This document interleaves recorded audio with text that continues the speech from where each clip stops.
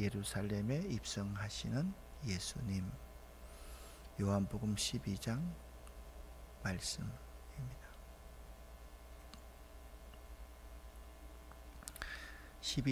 11장까지 유대인들은 예수님을 현장에서 체포하여서 돌을 던져서 죽이려고 혈안이 되어 있었습니다. 예수님께서 신성모독을 하셨다라는 거예요. 나와 아버지는 하나이니라. 나는 선한 목자다. 나는 양의 문이다. 나는 부활이요 생명이다. 이 정도 예수께서 말씀하셨는데 그들로 입장에서 보면 죽이지 않을 이유가 전혀 없겠지요. 그런데 12장에서는 이렇게 유대인들의 멸시를 받던 예수님께서 최대의 영광을 받는 이야기가 나옵니다. 자, 그 이야기를 하기 전에 여러분들이 또 기억해야 될 것이 있습니다. 요한복음에서는 예수님의 신성을 7가지 이적으로 표현하고 있다. 첫 번째, 물로 포도주를 만드신 이적. 이것은 질을 변화시켰습니다. 두 번째는 왕의 신하의 아들을 고치신 이적. 멀리 떨어져서 그 신하의 아들을 고쳐 공간을 초월한 이적입니다. 38년 된 병자를 고치신 이적. 이것은요, 이 38년 된 병자, 38년이라는 시간을 극복하신 그러한 이적입니다. 5,000명을 먹이신 것은 양을 한 아이의 도시락 한 끼를 가지고 5,000명을 먹이고도 12광줄이 남겼습니다. 그리고 물 위로 걸으신 이적은 자연의 법칙을 초월한 이적입니다. 소경을 고쳤는데 이 소경은 태어날 때부터 소경된 자입니다. 그의 운명을 바꾸셨습니다. 마지막 11장, 지난 시간에 했던 죽은 나사로를 살리신 이적은 죽음의 권세를 깨닫게 해 주셨습니다. 예수님과 그의 백성과의 관계는 지금까지 5가지로 말씀을 드렸는데, 나는 생명의 떡이다. 나는 세상의 빛이다. 나는 양의 문이고 나는 선한 목자다. 그리고 11장에 부활이요 생명이다. 14장에 내가 곧 길이요 진리요 생명이다. 15장에 나는 참 포도나무다. 그렇게 7가지. 요한복음의 기록 목적은 여러분이 잘 아십니다. 이제는 너희로 예수께서 하나님의 아들 그리스도이심을 믿게 하려 함이고, 또 너희로 믿고 그 아들을 힘입어서 영생을 얻게 하려 함이다. 그래서 여러분들의 이해를 이제 12장까지 돕기 위해서 이렇게 도표를 만들어 보았습니다. 이 도표는 세상 어디도 없는 도표이니까 여러분들이 좋은 재료로 삼으셔도 될 거다라고 생각을 합니다. 먼저 갈릴리 가나의 혼인잔치입니다. 3장에서는 니고데모 사건입니다. 4장에서는 사마리아 여인과의 만남을 통해서 사마리아 지방의 복음이 전파됩니다. 4장 하반절에서는 왕의 신하의 아들을 고칩니다. 그리고 38년 된 병자를 고치십니다. 6장에서는 생명의 떡이신 예수님 5,000명을 먹이고 12광줄이 남기십니다. 7장에서는 초막절에 누구든지 목마르거든 내게로 와서 마시라. 자신이 생수의 근원임을 밝히십니다. 8장에서는 예수님께서 죄를 사하는 권세가 있다. 간음하다 붙잡힌 여인을 용서하는 예수님의 모습입니다. 9장에서는 태어날 때부터 소경된 사람을 고치시는 이야기가 있습니다. 10장에서는 선한 목자이신 예수님에 대해서 말씀하고 있습니다. 자, 11장에서 죽은 나사로를 살리시는 이야기를 하고 있는데요. 이것은 매우 의미 있는 그러한 사건이었습니다. 죽은 나사로를 살렸다는 것은 단순하게 죽은 나사로 한 사람만을 살렸다는 것이 아니라 한 사람의 운명 그 자체를 또 바꾸는 일이었습니다. 마르다와 마리아 두 사람은 예수님께 은혜를 입었고 또한 예수님의 사랑을 받는 사람이었습니다. 이 죽은 나사로의 동생이 요한복음에서는 마리아인데, 이 마리아가 예수님의 발에 자기 평생 결혼을 위해서 모아둔 전 재산을 다 부어드립니다. 자, 이것이 어떤 의미가 있느냐? 예수 그리스도의 십자가를 예비하는, 준비하는 놀라운 사건입니다. 자, 이 놀라운 헌신에서 자, 두 사람이 대비되어 있다 말씀드렸습니다. 가룟 유다와 마리아가 대비되어 있습니다. 대제사장들은 아이고, 오늘 이제 본문부터 시작됩니다. 아무리 그들이 거짓을 꾸며내려고 하고 예수에 관계되는 것을 지우려고 해도 지울 수가 없었습니다.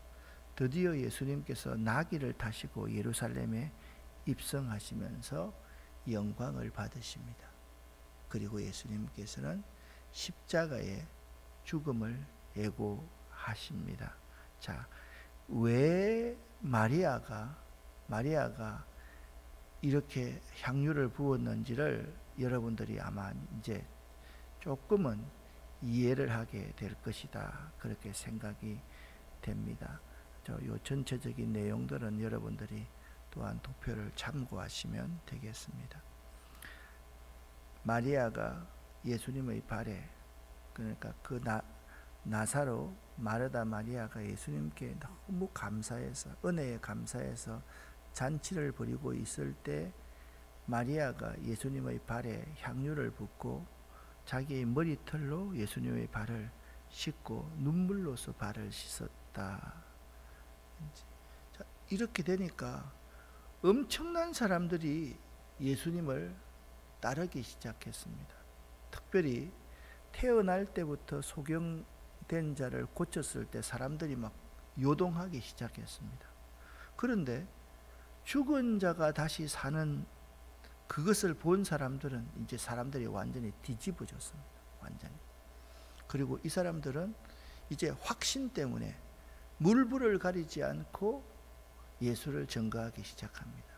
여러분, 공간복음에서의 예수의 제자와 또 요한복음에서의 예수의 제자 공통점이 있습니다. 부활 이전에는 그들이 겁쟁이고 도망치는 사람이었는데 예수의 부활을 체험하고 나서는 그들이 죽여라, 나 요즘 우리말로 배째라, 나 죽겠다. 왜? 죽어도 사흘 만에 다시 살아날 수 있으니까 무서운 사람으로 바뀌었는데, 그 예수의 제자 이전에 예수의 나사로의 부활을 목격한 사람들이 이제 입이 하나로 되기 시작했습니다. 예수에 대해서 증거하기 시작했습니다. 자, 9절부터 여러분과 제가 함께 읽어보겠습니다. 쉬운 성경입니다. 유대인들이 예수님께서 베다니에 계시다는 소식을 들었습니다. 그래서 그들은 예수님만이 아니라 예수님께서 죽은 자 가운데서 살리신 나사로도 보려고 크게 무리를 지어 그곳으로 왔습니다. 바로 이 베다니입니다. 이 베다니에 엄청난 유대인들이 모여들기 시작해서 누구를 보려고? 예수님을 보려고, 그리고 예수님께서 죽은 자 가운데 살리신 나사로를 보려고 몰려들었다. 하루아침에 베다니가 아주 유명한 지역이 되었다라는 것입니다. 같이 10절 11절을 읽습니다. 그러자 대제사장들은 나사로까지 죽이려고 모의하였습니다. 이렇게 그들이 나사로를 죽이려고 하는 것은 나사로 때문에 많은 유대인이 예수님께 가서 그분을 믿었기 때문입니다. 아멘. 왜 나사로까지 함께 모아서 죽이려고 했는지 알 수가 있습니다.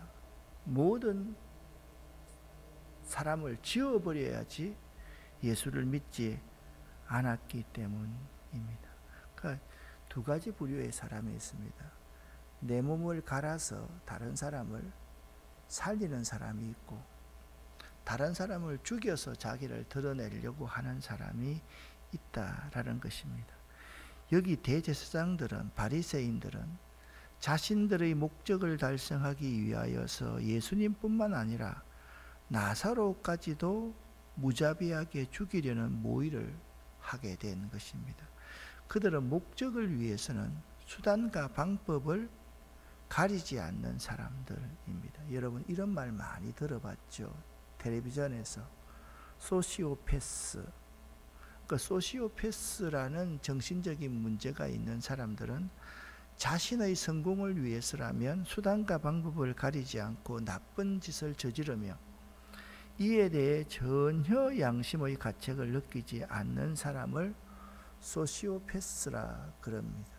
그러니까 그들은요, 대제사장들, 바리새인들, 요한복음에서 말하는 유대인들은 오늘날 용어로 말하면 소시오패스였다. 자신의 목적을 위해서 수단과 방법을 가리지 않고 사람 죽이는 것에 대해서 전혀 양심의 가책을 느끼지 않는 소시오패스 같은 사람들이었다. 이와 같은 인간의 못된 계획은 계속하여 사람이 나쁜 짓을 하면요, 이 나쁜 짓을 숨기려고 또 다른 계획까지 꾸밀 수밖에 없습니다. 정치인들이 하는 짓이 그거잖아요. 자기가 말하고 나면 또 이 말 때문에 자꾸만 무언가를 부풀리려고 하는 사람들이 참 많습니다. 하나님의 마음에 합한 왕이었다고 말하는 다윗까지도 밧세바와의 간음을 숨기기 위해서 밧세바의 남편을 전장터의 제일 앞자리에 서게 하고 그를 죽게 하는 간접살인까지도 계속 꾸몄듯이, 악한 계획을 꾸몄듯이 우리 속에 있는 욕심, 사람을 차지하려고 하는 욕망, 욕정은 마음속에 있으면 반드시 욕심이 잉태한 적 죄를 낳고 죄가 장성한 적 사망을 낳는다라는 것은 역사가 잘 증명해 주고 있습니다. 그러므로 우리 모든 믿는 사람들은 항상 이 말씀을 명심해야 됩니다. 고린도전서 10장 12절입니다.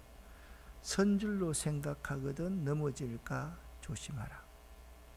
따라합시다. 선줄로 생각하거든 넘어질까 조심하라. 항상 영적인 긴장을 가지고 살아야 됩니다.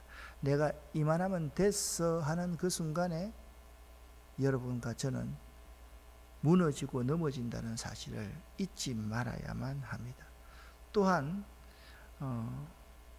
베드로전서 5장 8절 9절에 근신하라, 깨어라, 너의 대적 마귀가 우는 사자와 같이 삼킬 자 바로 여러분을 찾나니 너희 믿음을 굳게 하여 저를 대적하라. 마귀는 우리가 대적해야 될 존재이지 타협해야 될 존재가 결코 아닙니다. 이 말씀을 상고하면서 하나님 앞에서 나의 마음과 생각이 범죄하지 않고 하나님 앞에서의 진실한 삶을 살아내려고 발부둥 치고 또 발부둥 쳐야 됩니다. 발부둥 치지 않으면요, 우리 모두는 다 교만한 존재라서 이만하면 됐지. 내가 기도 이만큼 했는데.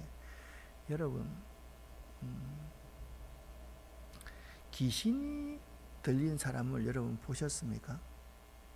귀신 들린 사람 보면요, 제일 먼저 눈이 바뀝니다. 얼굴이 바뀝니다. 눈에서 정말 초록색 같은 그런 빛이 납니다. 힘이 막 세어지고 얼굴이 바뀝니다. 그런데 여러분, 귀신이 세상에서 귀신 들리는 사람 봤습니까? 기도원 갔다 오다가 귀신 들리고, 교회에서 귀신 들리고, 교회에서 집회하다가 귀신이 들립니다. 왜 그렇습니까? 마귀가요, 사탄이요, 그곳에 있는 사람들 예수 안 믿게 해야지 자기가 이기는 것이지, 세상에 있는 사람 전부 다 자기 새끼들인데, 거기 뭐 캬바레 가가지고 사모님 가정을 버리십시오, 그게 마귀가 있을 필요가 없잖아요. 그건 뭐 자기 나오발인데. 정말 중요한 것은 건강한 교회, 건강한 가정, 건강한 신도들을 자기 자식으로 만들려고 하는 것이 마귀의 괴계이기 때문에 정말 우리가 조심을 해야만 됩니다. 유대인들이 이렇게 경계를 했습니다. 바로 이때, 자, 마리아가 향유를 예수님께 부어드렸는데 유대인들은 나사로와 예수까지 죽이려고 했습니다. 왜냐하면 예수 믿는 사람들이 너무 많이 늘어났기 때문입니다. 이때 예수님이 나귀를 타고 예루살렘에 입성하십니다. 12절 13절 쉬운 성경으로 읽습니다. 다음 날 유월절을 지키러 온 많은 무리들은 예수님께서 예루살렘으로 오신다는 소식을 들었습니다. 그들은 손에 종려나무 가지를 들고 예수님을 맞으러 나갔습니다. 그리고 외쳤습니다. 호산나, 주님의 이름으로 오시는 자에게 복이 있을 것이다. 이스라엘의 왕에게 복이 있을 것이다. 예수님께서는 어린 나귀를 발견하시고는 성경에 기록된 대로 그 위에 타셨. 시온의 딸아, 두려워하지 마라. 보아라, 너희 왕이 오신다. 그분은 어린 나귀를 타셨다. 예수님의 제자들은 처음에 이 말씀을 깨닫지 못했습니다. 그러나 예수님께서 영광을 받으신 뒤에야 비로소 이 말씀이 예수님에 관해 기록된 것이라는 사실과 사람들이 예수님께 이렇게 하였다는 것을 알게 되었습니다. 아멘. 여러분, 이 말은 뭐냐면 구약 성경에 예언된 대로 예수님께서 행동하셨기 때문에, 예수님 메시아는 나귀를 타고 오신다라는 사실, 그 사실 때문에 많은 유대인들이 그 사실과 이 소문을 그들 스스로가 잘 들었기 때문에, 그러니까 예수는 이미 유대의 전국에 모르는 사람이 없을 정도로 그 소문은 급속하게 퍼져나갔습니다. 아니, 태어나면서부터 눈먼 자를 고치셨대. 죽은 사람을 살리셨대. 이게 빅뉴스가 되지 않겠습니까? 자, 17절 보십시오. 이런 일이 왜 일어났습니까? 함께 읽습니다. 예수님께서 나사로를 무덤 밖으로 불러내시고 그를 죽은 자 가운데서 다시 살리실 때 예수님과 함께 있던 많은 군중들은 계속해서 예수님께서 행하신 일을 증언하였습니다. 그러니까 나사로의 살아나는 것을 본 많은 사람들이 그때부터 예수님을 본격적으로 믿고 증거하기 시작했다라는 거죠. 18절입니다. 이처럼 많은 사람이 예수님께서 행하신 이 표적에 대한 소문을 들었기 때문에 예수님을 맞으러 나와서 호산나, 다윗의 자손이여, 우리의 구원자여, 이제 오십니까? 나귀를 타고 오십니까?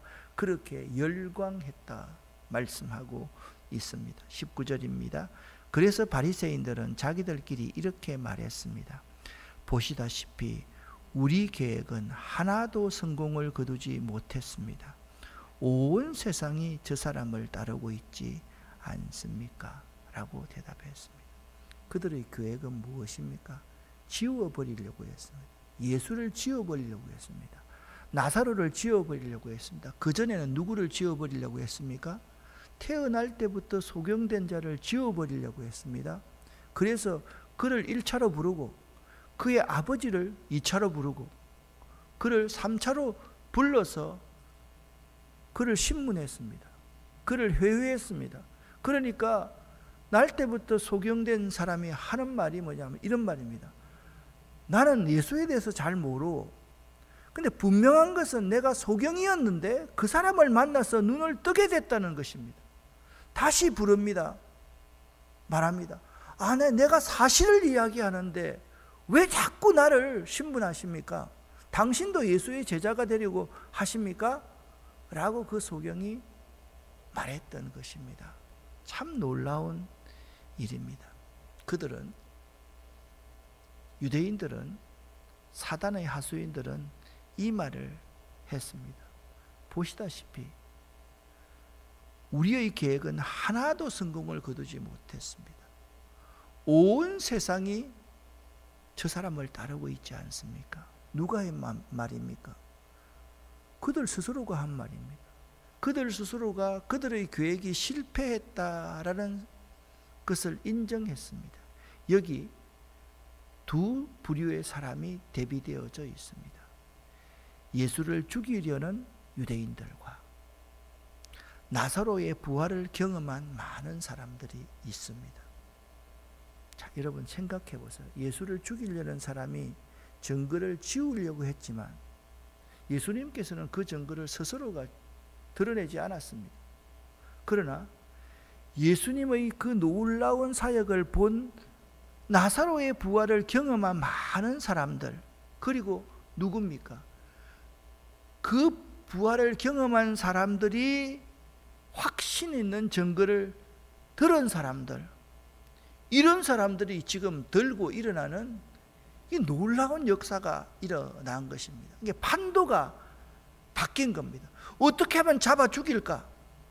빨리 저놈 잡아서 없애버려야 되는데 그 순간이 길지 않고 짧았기 때문에 그냥 척척척척 넘어가는데 정부 당국에서는 이 부분에 대해서 어떻게 손쓸 시간도 없이 많은 사람들이 예수에 대해서, 부활에 대해서 들고 일어났다라는 사실입니다.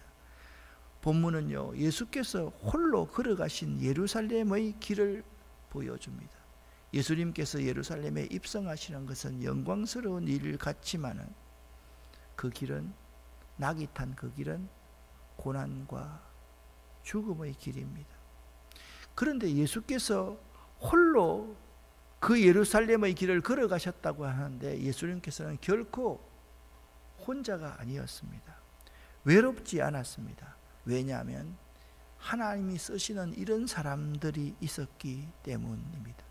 오늘 본문은 우리들 가운데 예수님의 이적에 대한 체험이 왜 필요한지를 알 수 있습니다. 그들에게는 확신이 있습니다. 여러분과 저에게도 한 가지 이상씩은 이런 확신이 있습니다.